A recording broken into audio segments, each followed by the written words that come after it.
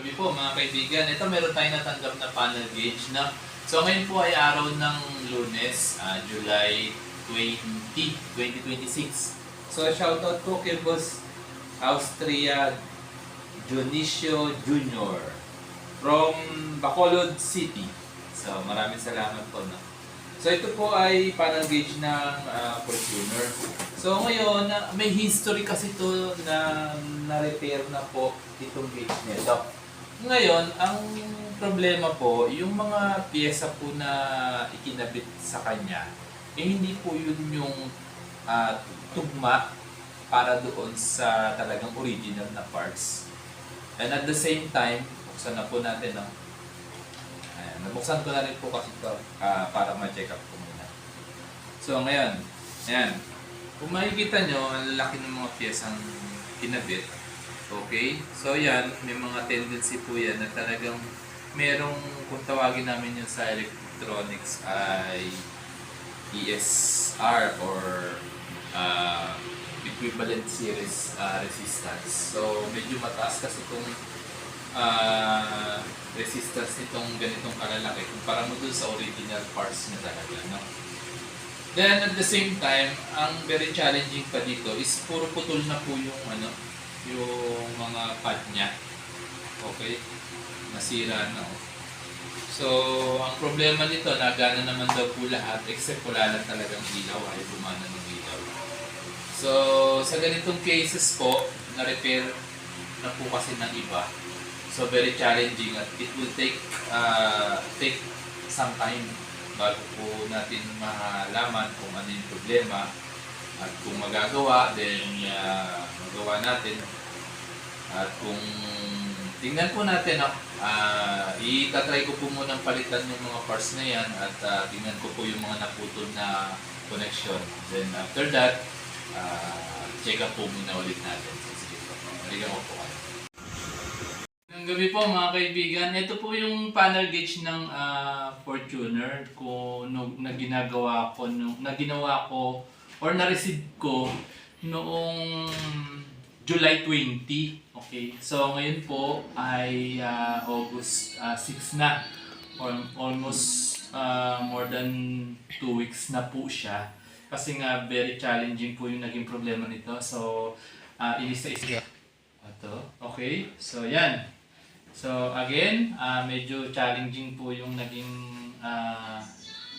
pagre-repair po natin ito kasi nga po medyo yun nga po nagalaw na po gaya nung nabanggit ko doon sa makikita yung unang portion ng video ko. So pangalawang portion na po ito kasi nga po good thing is na may mga pinalitan tayo na on top pa doon sa mga piyesang normal na pinapalitan natin.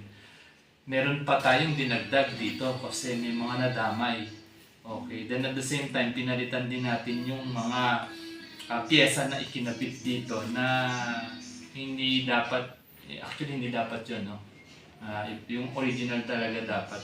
So makikita nyo yan, pinagpapalit na natin. Kung makikita nyo medyo tumabingi ng kaunti yung mga capacitor na maliliit kasi kailangan ko pong gawin yan kasi nga po yung kanyang mga traces ay naputol na sa ilalim. So, kailangan kong maglagay ng konting allowance. Okay? Para hindi po siya tuluyan na masira.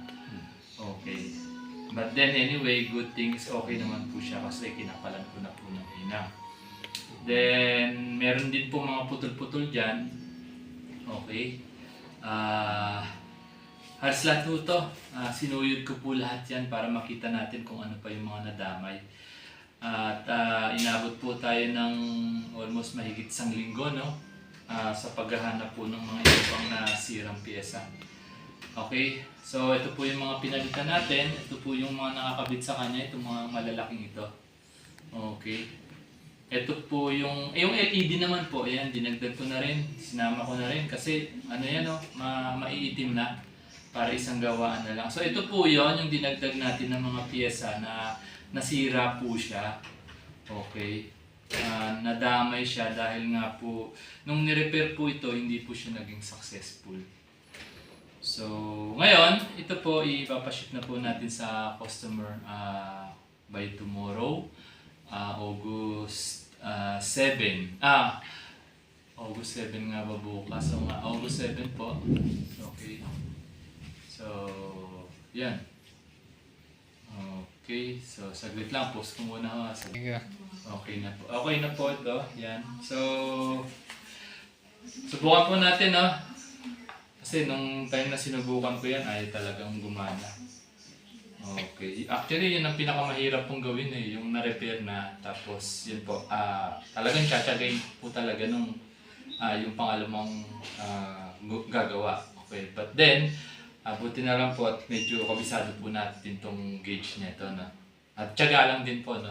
Kasi mahal po yung panel gauge kapag bumili kayo, nasa 20k po yung isang ganito, no? 20k plus. Okay, so ayan. Okay. So ngayon, baka hindi nyo po maaninag, pero yung mga needle po niyan, isinet ko po doon sa taas. Okay, so para at least makita nyo po, initially, dapat po, since successful naman yung pagkakagawa natin, kailangan mag-calibrate po yan pababa. At lalabas po yung audio niya. At magkakailaw na rin po. So, ayan. Okay. So, test na po natin. 1, 2, 3. Yun. Ayun, no? Bababa yan. Ayun, bumaba na yung mga needle. Nag-calibrate na. Okay. So, ayan. Ang linaw po nung ilaw na kinabit natin dyan, ha? Gumana na siya, mukhang brand. Nagmukhang brand yun na po siya, mga kaibigan. Okay. So, ayan. Ganda na, oh. So, ang odometer niya ay 16401. Okay. Yan. So, ayan po. Okay na po ito, mga kaibigan. So, ipapaship po natin to by tomorrow sa Bacolod, sa ating customer. Okay, Bacolod City. So, salamat po mga kaibigan sa mga subscriber natin at sa tumatangkilik po ng ating serbisyo. Yung details po kung saan po ako nagsiservice, pati yung phone number ko po, check nyo na lang po dun sa description ng bawat vlog ko, nandun po lahat. So muli, magandang gabi po sa inyong lahat at maraming salamat po sa inyong tiwala.